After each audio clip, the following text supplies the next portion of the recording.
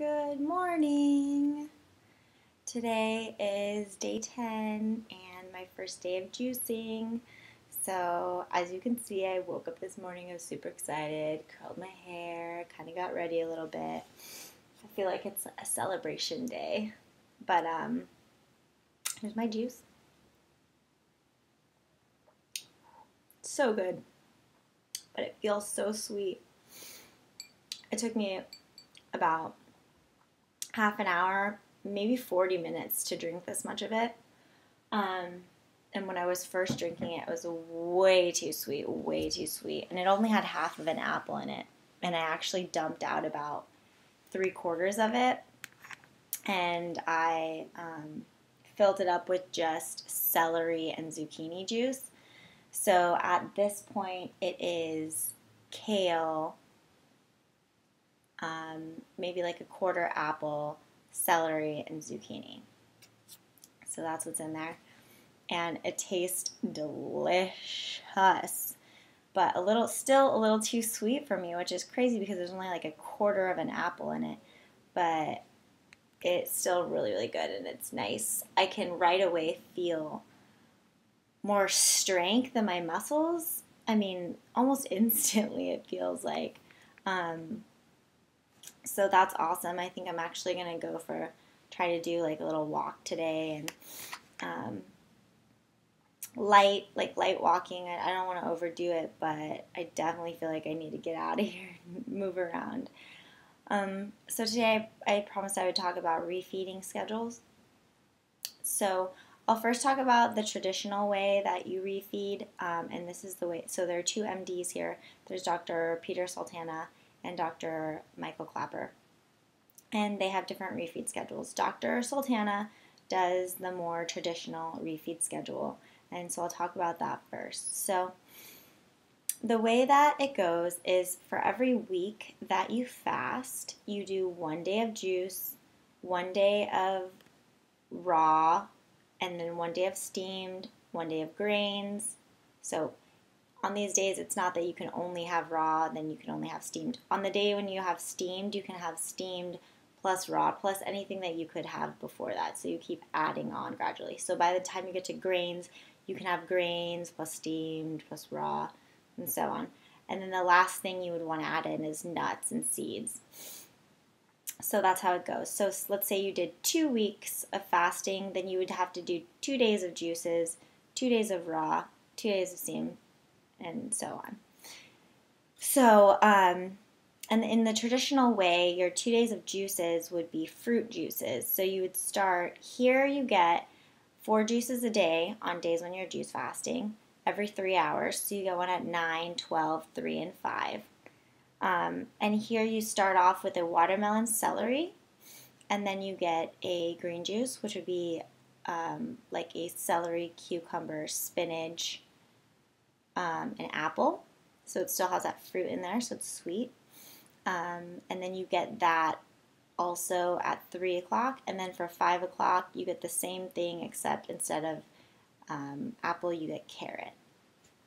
So then the next day, like I said, would be raw, so raw vegetables and fruit. So mainly they want you to be having raw fruit, so like mostly fruits, like melons, like watermelon, cantaloupe, things like that, mango, anything like that, and that's really sweet. And the point of that is to get sugar back in your blood so that you come out of ketosis and start moving back towards using glucose. So that's the idea with that, to get some calories in you because you haven't had calories for so long. And then so raw fruits and vegetables, meaning not only fruits, but that you can also have salad and raw vegetables, which to me it doesn't make as much sense because raw vegetables seem like one of the more difficult things to digest, and the whole point of doing a slow refeed is that you give your intestines a really good chance to get used to having food again and get used to having fiber again, and raw vegetables have a lot of fiber. So that is the traditional way of doing it. I'm just saying that for me personally, it doesn't make as much sense to me. So anyway, after the raw, then you would go to steamed vegetables, which are really easy on the stomach, and then you would go to grains, which are a little more difficult, have a little more fiber, and they're going to take a little more digestive power, and then nuts and seeds last. So the Dr. Michael Clapper way, or the less traditional way, which sits well with me, and this is the way that I'm going to do my refeed on my videos, is that I am doing a juice, and I think tomorrow I'm going to actually have, or actually for the rest of the day, I'm not going to have fruit put in there because it's just too sweet for me. But I'm just going to do vegetable juices and broth.